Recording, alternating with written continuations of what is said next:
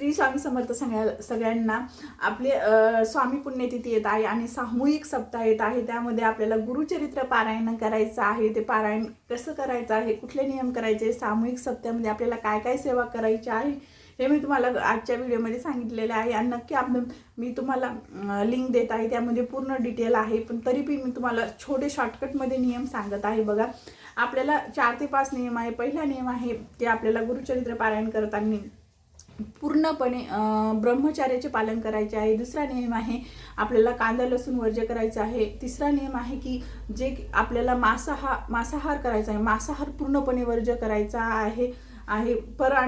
चौथा नियम परान्न ग्रहण करायचं नाही, आपल्याला खाली चटाईवर वगैरे झोपायचं आहे।